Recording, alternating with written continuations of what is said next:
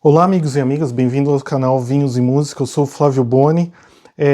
Nós estamos no final do mês de abril e dia 17 de abril é comemorado pelo mundo o dia da uva Malbec, do vinho Malbec. Então hoje eu vou falar um pouco a respeito do vinho da uva Malbec. Malbec é uma uva originária da França, mas porém a verdade é onde ela está brilhando mais, assim, talvez nos últimos 30 anos, a Argentina, né, Mendoza. Bem, vamos explicar o que é esse vinho, né? Kirkland é uma marca do Costco. O Costco é uma grande rede de atacados aqui pelos Estados Unidos e é o maior comprador de vinho dos Estados Unidos, se não me engano, da América do Norte. Então ele compra muito aqui das vinícolas californianas, principalmente, tanto que o Costco próximo da minha casa tem várias vinícolas da região que eu moro, não só Napa e Sonoma, né? Então tem vinícolas que são até pequenas e familiares, você acha no Costco.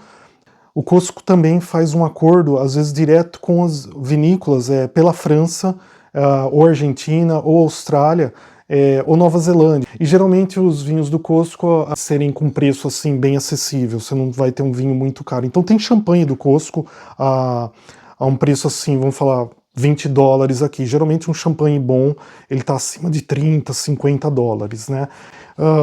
Tem também, ó, por exemplo, eles têm é um blend de 60% Cabernet Sauvignon e Merlot, é um Bordeaux superior, então eles vão em grandes regiões. A equipe do Costco, certamente eles têm sommelier, eles têm enólogos, né? E eles fazem essa pesquisa e encomendam direto com as vinícolas, e eles não escondem, vem o nome da vinícola atrás. É como se você pensar no Brasil, assim, uma grande rede de supermercado, chegasse numa vinícola portuguesa, ou mesmo a brasileira, e pedisse assim, a gente quer um Malbec nosso, você pode fazer um grande supermercado brasileiro.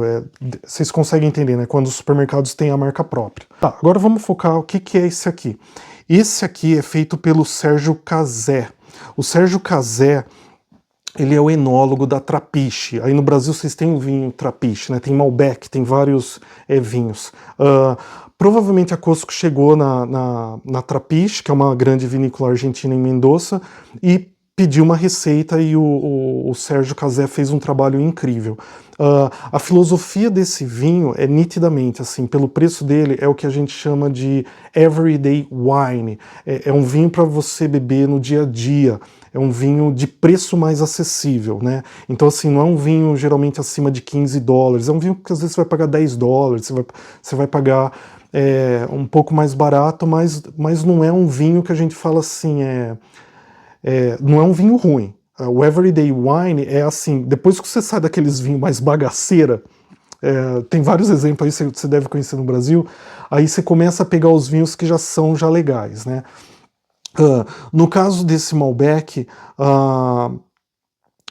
ele foi elogiado até pelo sommelier André Mack, é um grande sommelier aqui dos Estados Unidos, ele tem muitos vídeos no YouTube, vou deixar até um link aqui, eu aprendo muita coisa. Se você falar inglês, o YouTube agora está com uma ferramenta, né, de inteligência artificial. Se a pessoa fala inglês, já fica direto em português, né? Se você não souber inglês, ou então clica, assim, às vezes tem a legenda em português, né? O André Mack é muito legal para aprender sobre vinhos, é um grande sommelier norte-americano. A proposta desse é completamente diferente da Caymus, entendeu? A Caymus é mais premium, são vinhos mais caros, é uma outra filosofia. A Costco tem uma filosofia de ter um vinho mais acessível e muito bom, uma boa relação custo-benefício, a gente pode falar. Então o Sérgio Cazé acertou nisso, é um Malbec que eu achei muito interessante, eu bebi ontem. Outra coisa que eu senti, eu usei, geralmente eu bebo nessas taças, nessa taça aqui, é a maior taça que eu tenho aqui em casa. Principalmente vinhos Cabernet Sauvignon, os tintos assim mais encorpados, eu acho mais legal, porque essa taça, você dá um giro assim, por exemplo, quando você abre um vinho tinto, é legal às vezes você coloca o dedo aqui embaixo e tem uma técnica de você girar bem rapidinho, que você já dá o efeito da areação. Ou então outra forma é você pegar e já colocar numa taça maior, né? Então coloca até assim meio mexendo, né? Eu não vou mexer porque eu tô no escritório, então pode ser que bagunça, né? E aí você pega assim, ó, você coloca na mesa, segura firme. Isso aqui é uma técnica que eu aprendi em Napa, ó. Você gira assim rapidinho, ó. Isso aqui você tá areando o vinho. Porque quando a gente abre uma garrafa que ela tá cheia, você fala, vou abrir a garrafa e deixar respirar. Só que o vinho tá até aqui. Não tá tendo muita superfície de contato com o ar. Esse jeito é um pouco mais prático, entendeu? Não precisa ser uma taça tão exagerada, mas uma taça pequena igual essa, ela não vai te ajudar tanto. Então, se você tiver uma taça um pouquinho maior, essa técnica é melhor, né? Umas taças assim, maior, que daí a borda que é um pouquinho mais fechada, que ajuda a concentrar os aromas, né? Falando de aromas, eu tive uma conversa muito legal com um amigo meu há mais de 25 anos, ele não manja tanto de vinhos, né?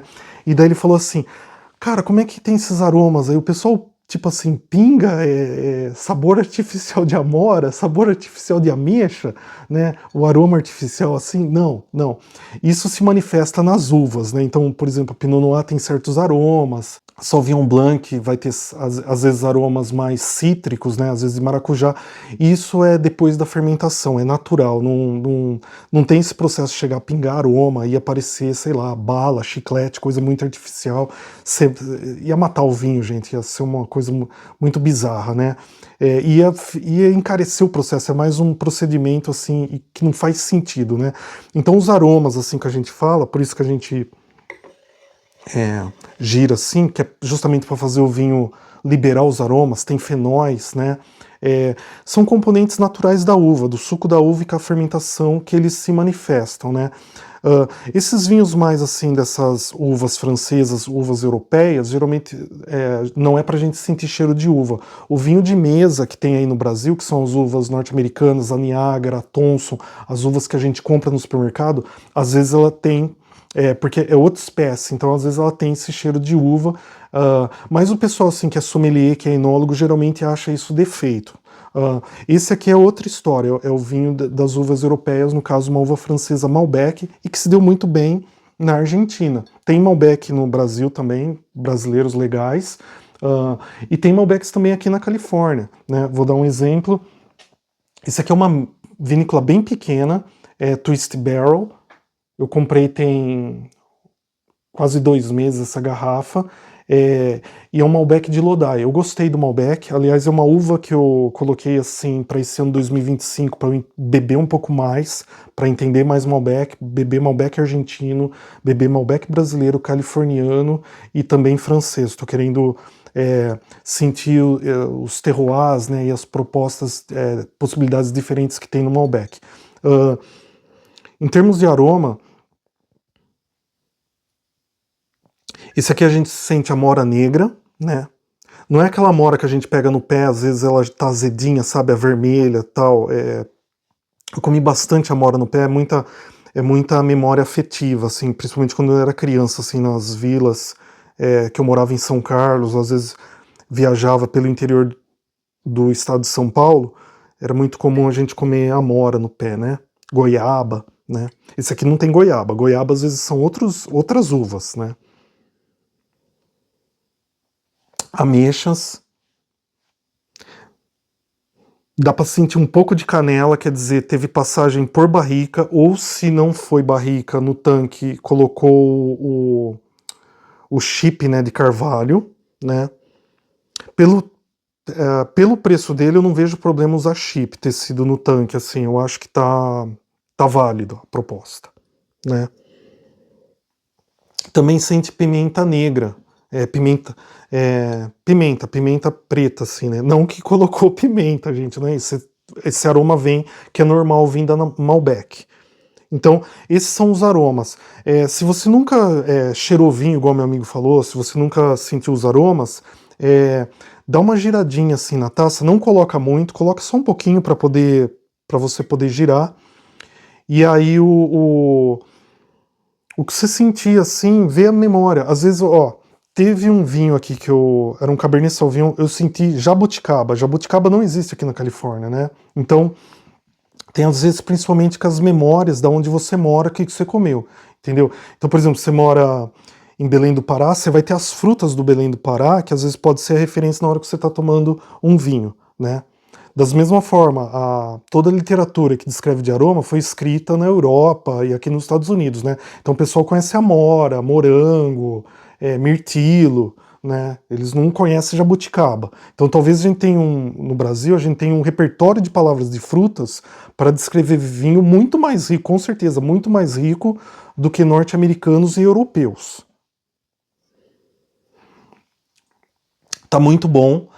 No dia seguinte tá legal, porque ontem eu deixei assim, eu botei um pouco na taça, deixei, bebi o primeiro gole, ele estava fechado. Depois de 10, 20 minutos, ele foi abrindo, ele foi ficando mais frutado. Então o Malbec, quando você for beber um Malbec, independente se é do Chile, da Argentina, abre, coloca na taça, né? Coloca um pouquinho assim, espera. Pode só dar um golinho no começo que a gente gosta, né? Mas daí vai conversando com a namorada, com a paquera, com os amigos, com as amigas e tal. E vai bebendo calmamente. Você vai ver ele se abrir, ele evoluir na taça. Então isso é legal. Agora eu vou prová-lo, né?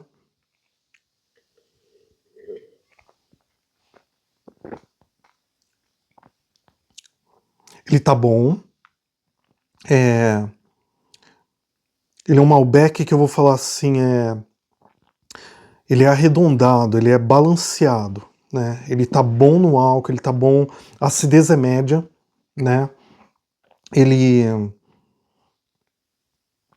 é um Malbec que eu vou falar assim, é um Malbec que é uma grata surpresa pelo preço que chega aqui, né? Ele custa $7 aqui nos Estados Unidos e geralmente a gente não espera muita qualidade num vinho de $7. Às vezes a gente fala que é vinho para cozinhar ou vinho de dor de cabeça na garrafa. Não é esse caso, né? O Sérgio Cazé mandou muito bem conjuntamente com o pessoal do Cosco. É um vinho muito legal. Então, assim, é feito pelo enólogo da Trapiche. Eu acredito que é na vinícola Trapiche, mas sob encomenda desse grande atacadista aqui norte-americano. Eu não tenho como comparar com Trapiche, eu não tô com o vinho da Trapiche. Eu vi que a Trapiche também tem vários níveis, né? Eles vão ter os mais reservas, vinhos mais especiais e tem Malbec mais de entrada. Eu acredito que esse seja um pouco parecido com o Malbec de entrada da Trapiche. Eu dei um Google aí no Brasil, eu achei preço mais ou menos entre 50 a 70 reais. Talvez vocês vão ter algo parecido com esse que chega aqui. É isso, gente. Se você estiver nos Estados Unidos, eu acho, se você for brasileiro ou mora aqui, se você tem acesso ao Costco, vale a pena experimentar esse Malbec. Não fique com medo pelo preço dele. Às vezes quem já bebe vinho fica um pouco receoso de vinho abaixo de $10, né? Mas esse aqui ele entrega a qualidade de um vinho talvez na faixa de $20, assim, tá muito, muito bom. Parabéns ao Sérgio Cazé, enólogo. Esse vale a pena. Então tá, muito obrigado. Bebam com moderação. E Malbec é uma uva muito interessante. Assim, a Argentina está tendo um trabalho muito bom. Ficou praticamente assim a uva emblemática da Argentina, né? No Brasil, na França, onde exporta, né? Vinho argentino. Tem em todos os supermercados aqui. Tem a fileira assim, de vinho argentino. Eles fizeram um trabalho muito bom nos últimos 30 anos. Eu espero que o Brasil consiga fazer isso também, consiga colocar seus vinhos em supermercados, né, pelo mundo, né? Então, vamos torcer para que isso aconteça também. Bebam com moderação e busquem conhecimento.